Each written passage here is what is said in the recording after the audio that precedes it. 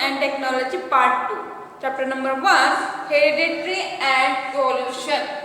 Children, last period we have also studied translation, transcription and translocation. Today we will discuss page number 2, last paragraph.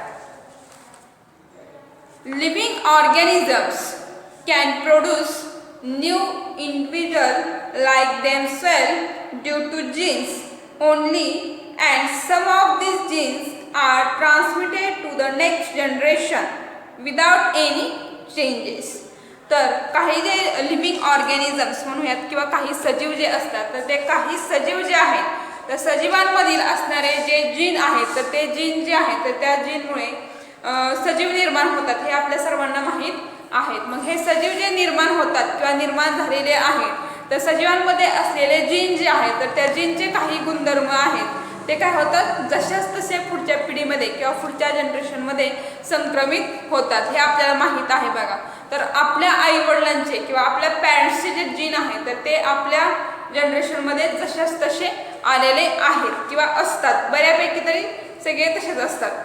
हे आपण उदाहरणासहित पाहिलं होतं की jeans कोणते कोणते आलेले आहेत जीन, तर ते तुमचं फेसिंग असेल, तुमचे फिंगरप्रिंट्स असतील, तुमचा बॉडी शेप असेल, हेअर कलर, आय कलर जे आहेत तर ते जीनच्या मार्फत तुमच्यामध्ये आलेलं असतं. Due to this some of the characteristics of parents are transmitted to their offspring. However, sometimes sudden changes occurs in the genes. तर काही वेळा काय होतं जशाच तसे जीन्स आपल्या आईवडिलांकडून आपल्यामध्ये येतात जीन, परंतु काही वेळा काय होतं हे जे जीन आपल्यामध्ये म्हणजे एका पिढीतून दुसऱ्या पिढीमध्ये ट्रान्सफर होत असताना त्याचा जो सिक्वेन्स असतो तर त्या सिक्वेन्समध्ये काय होतं चेंज होतो आणि सडन चेंज म्हणजे अचानक बदल घडून येतो आणि अचानक बदल घडून आल्यामुळे काय होतं बघा, sometimes any nucleotides of the gene changes its position that cause a minor change which is nothing but mutation. तर काही वेळा बघा तुम्हाला आकृतीमध्ये दाखवलेला आहे म्युटेशन कशा स्वरूपाचं होतं.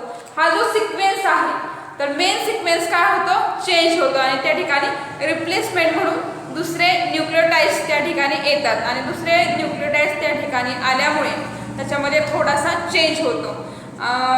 तर तो थोडासा बदल झालेला आहे म्हणजे नेहमीची जी सिक्वेन्स आहे तर नेहमीचा सिक्वेन्स न राहता त्याच्यामध्ये थोडासा जो चेंज होतो तर तो चेंज म्हणजेच काय तर म्युटेशन, उत्परिवर्तन त्याला मराठीमध्ये म्हटलं जातं. तर काही वेळा काय होतं बघा, some mutations may be minor but some may be considerable. तर काही जे म्युटेशन आहे म्हणजे काही जो बदल झालेला आहे तर म्हणजे मायनर असतं म्हणजे थोड्याफार प्रमाणावरती, पण काही कन्सिडरेबल म्हणजे विचार करण्यासारखा म्हणूयात किंवा खूप सारा असा लक्षणीय किंवा खूप सारा त्या ऑर्गॅनिझम्समध्ये चेंज झालेला दिसतो. का तर चेंज झालेला दिसतो तर जे जीन आहे त्याच्यामधले ते चेंज झालेले असतात, त्याच्यामुळे हा बदल आपल्याला झालेला दिसून येतो. फॉर एक्झाम्पल बघा, mutation may cause the genetic disorder like sickle cell anaemia. तर बघा म्युटेशन झाल्यामुळे काय होतं याच्यामध्ये जेनेटिक डिसऑर्डर हा होतो. आपण लास्ट इयरला 9वीमध्ये बघितलं होतं. तर सिकल सेल ॲनिमिया सारखा हा जेनेटिक डिसऑर्डरचा डिसीज म्हणूयात आपण किंवा आजार हा निर्माण होतो. सर्वांच्या ही कन्सेप्ट लक्षात आली. तर आता पुढे आपल्याला बघायचं आहे बघा, नेक्स्ट पॉइंट इज इव्हॉल्युशन, म्हणजेच त्याला उत्क्रांती असं म्हटलं जातं. तर ही उत्क्रांती कशी होते किंवा कशा स्वरूपाची असते हे आपण इन डिटेल्स बघूयात. तर इव्हॉल्युशन बघा, evolution is the gradual changes occurring in living organisms over a long duration. तर हा इव्हॉल्युशन जे आहे उत्क्रांती कशी होते बघा, evolution is a gradual change. Gradual change म्हणजे अत्यंत सावकाश गतीनं निर्माण होणारी ऑकरिंग इन लिव्हिंग ऑर्गॅनिझम्स म्हणजे बघा जे सजीव आहेत तर त्या सजीवांमध्ये अत्यंत सावकाश आणि सिक्वेन्सनी किंवा लॉंग ड्युरेशन ओव्हर ड्युरेशन म्हणजे क्रमाक्रमाने आणि खूप दिवस चालणारी म्हणजे अत्यंत सावकाश आणि क्रमबद्ध चालणारी जी प्रक्रिया आहे तर त्याला इव्होल्युशन असं म्हटलं जातं.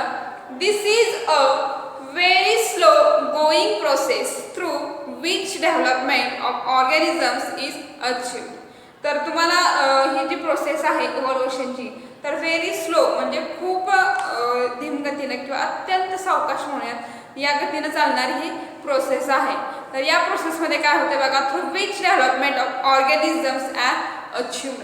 तर या ठिकाणी जे ऑर्गॅनिझम्स आहेत तर ही प्रक्रिया जी आहे अत्यंत सावकाश चालते आणि सावकाश चालल्यामुळे जे ऑर्गॅनिझम्स असतात तर त्याची डेव्हलपमेंट जी आहे तर ती डेव्हलपमेंट काय होते, अत्यंत सावकाश असल्यामुळे व्यवस्थित होते किंवा पाहिजे त्या पटीमध्ये होते. All the stages in changes occur in various compliments ranging from stars and planets in space to the biosphere present on the earth should be included in the study of evolution. तर आपण जे planet आहे बघितलेलं आहे म्हणजे अंतराळयान आहे तर त्याच्यामधले जे स्टार्स असतील किंवा काही प्लॅनेट्स तुम्हाला दिसून येतील तर जे आहेत म्हणजे ग्रह तारे यांपासून पृथ्वीपर्यंत असलेल्या सगळे जे सजीव सृष्टी म्हणूयात आपण तर त्या सजीव सृष्टींचा जो बदल झालेला आहे तर त्या बदलांमध्ये अनेक टप्प्यांवरती ह्या इव्हॉल्युशनचा विचार करण्यात आलेला आहे.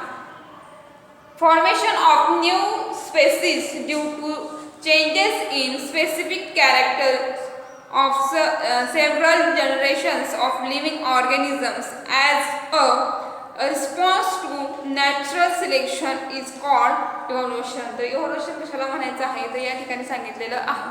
तर फॉर्मेशन जो आहे म्हणजे नैसर्गिक निवडीला प्रतिसाद देण्यासाठी किंवा प्रतिसाद मिळावा म्हणून सजीवांमध्ये किंवा सजीवांचा एक विशिष्ट असा ग्रुप असतो किंवा स्पेसीजचा असा एक वैशिष्ट्यपूर्ण असा त्यांचं कॅरेक्टर म्हणूया तर कॅरेक्टर आहे आणि ते कॅरेक्टर जे आहे तर ते सेव्हरल जनरेशन म्हणजे अनेक पिढ्यांपर्यंत त्याच्यामध्ये काय होतं, चेंज होतो. मग हा चेंज कशासाठी होतो तर जे नेचर आहे नॅचरल सिलेक्शनला रिस्पॉन्स देण्यासाठी किंवा निसर्गामध्ये काही ठराविक चेंजेस जे होतात तर त्या चेंजेसला रिस्पॉन्स किंवा प्रतिसाद देण्यासाठी जो चेंज होतो तर त्या चेंजला इव्हॉल्युशन असं म्हटलं जातं. 3.5 बिलियन्स इयर्स ॲगो तर साधारणतः 3.5 अब्ज वर्षांपूर्वी life has been non existence on the earth. साधारणतः 3.5 अब्ज वर्षांपूर्वी पृथ्वीवरती कोणतंही सजीव अस्तित्वात नव्हते. ॲट द बिगिनिंग म्हणजे सुरुवातीला there may have been only simple elements in the ocean on the earth and simple type of organic and inorganic compounds may have been formed from those. तर साधारणपणे 3.5 वर्षांपूर्वी पृथ्वीवर कोणत्याच प्रकारचं जीवन म्हणूयात किंवा जीव अस्तित्वात नव्हता. नंतर ॲट द बिगिनिंग म्हणजे हळूहळू किंवा सुरुवातीला, बिगिनिंग म्हणजे सुरुवातीला, they may have been only simple elements. मग सुरुवातीला अत्यंत साधी असणारी, सिंपल एलिमेंट्स म्हणजे अत्यंत साधी असणारी, एलिमेंट्स म्हणजे काय तुम्हाला झालेली आहेत, ठीक आहे, साधी मूलद्रव्य म्हणूयात का, एलिमेंट्स म्हणजे मूलद्रव्य म्हणजे ऑक्सिजन असेल, हायड्रोजन असेल, कार्बन असेल, ही जी कंपाऊंड्स आहेत, सॉरी एलिमेंट्स आहेत, ती मूलद्रव्य सगळ्यांना माहीत आहेतच बघा. तर सुरुवातीला साधी एलिमेंट म्हणजे सिंपल एलिमेंट्स होते in the ocean on the अर्थ, म्हणजे समुद्रामध्ये म्हणूयात किंवा पृथ्वीवरती म्हणूयात, तर ती अत्यंत साधी मूलद्रव्य सुरुवातीला असावीत असा अंदाज आहे. नंतर simple type of organic and inorganic compounds, नंतर काय झालं त्याच्यामध्ये सेंद्रिय आणि असेंद्रिय असे 2 प्रकार होत गेले, म्हणजे ऑर्गॅनिक आणि inorganic compound, organic and inorganic हे कंपाऊंड्स याच्यामध्ये वाढ होत गेली किंवा एक्स्ट्रा ॲड झाली. May be from those complex compounds like proteins and nucleotides. तर हे तर नंतर कॉम्प्लेक्स होऊन गेले, हे सगळे कंपाऊंड आहेत.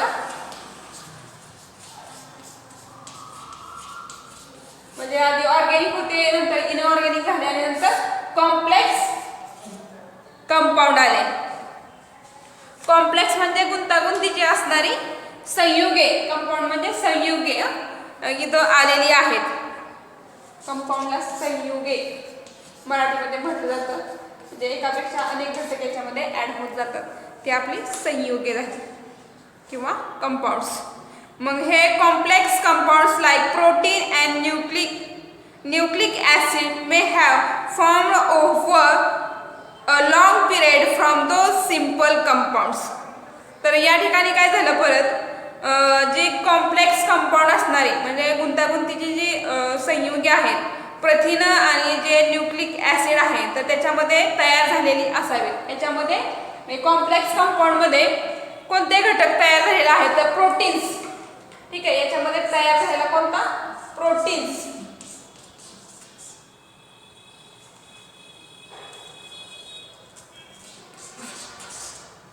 आणि न्यूक्लिक ऍसिड तर याच्यामध्ये तयार झालेला आहे.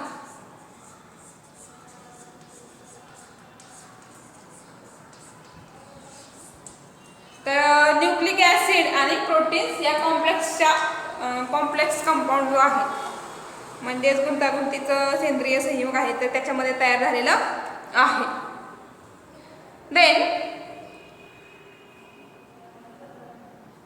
the long period of those simple compounds. First, primitive type of cell may have been formed from mixture of different type of organic and inorganic compounds. तर अशा वेगवेगळ्या प्रकारचे कंपाऊंड्स आणि इनऑर्गॅनिक आणि ऑर्गॅनिक कंपाऊंड्स एकत्र येऊन किंवा इनऑर्गॅनिक कंपाऊंड्स किंवा पदार्थ म्हणूयात आपण, तर ते वेगवेगळे पदार्थ एकत्र येऊन सेल्स तयार झाली. Number of those cells may have increased at number of these cells may have increased at the cost of surrounding chemicals. There may have been some differences among those cells according to the principle of natural selection. Some may have slow, good growth, and some may have preceded which could not adjust with the surrounding. तर या ठिकाणी काय बदल झालेला आहे बघा. तर मूळ स्वरूपाच्या ज्या आपल्या सेल्स आहेत, तर त्या सेल्स तयार झाल्या आणि वेगवेगळे केमिकल्स काय झाले त्याच्यामध्ये ऍड होऊ लागले आणि वेगवेगळे केमिकल्स जसे त्याच्यामध्ये वाढू लागले, तशा जी आपली सेल आहे तर त्या सेलची काय होले आकार जो म्हणूया, तर तो आकार चेंज होत गेला किंवा त्याच्यामध्ये फरक पडत गेला. नंतर बघा नैसर्गिक निवडीच्या तत्वानुसार किंवा जो आपलं प्रिन्सिपल आहे नैसर्गिक निवडीचा, तर त्याच्यामध्ये काय सांगितलेलं आहे, तर ज्याची चांगली ग्रोथ असेल तर तो काय करतो, ज्याची चांगली वाढ झाली असेल तर तो आसपासचं जे सराउंडिंग आहे किंवा आसपासचं जे आपल्या सभोवतालचं जे वातावरण किंवा परिस्थिती आहे, तर त्याची जुळवून घ्यायची क्षमता त्याच्यामध्ये जास्त असते. ठीक आहे, उर्वरित भाग आपण नेक्स्ट लेक्चरला पाहूयात. थँक्यू.